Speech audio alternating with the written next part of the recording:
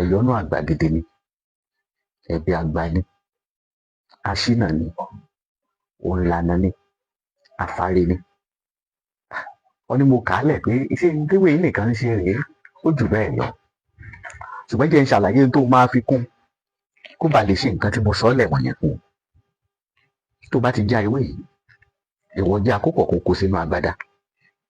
Tó bá ti kó sínú agbada, ohun tó kù tó máa ṣe òun ni pé wàá wá ládẹ́rí pọ́n mẹ́ta ọ̀tọ̀ọ̀tọ̀ torí rẹ̀ pọ́n dáadáa, wàá kó lé lórí.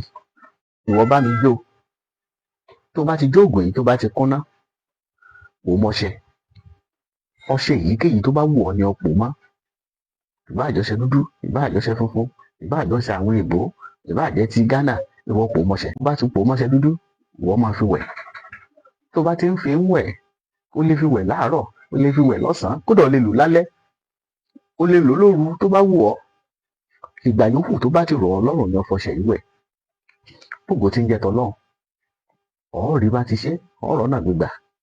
Ayé ò ní bínú sí ọ, ire ò sì ní jìnnà sọ́dẹ̀ rẹ̀. Nọ́mbà tó lè pè wá sí rẹ̀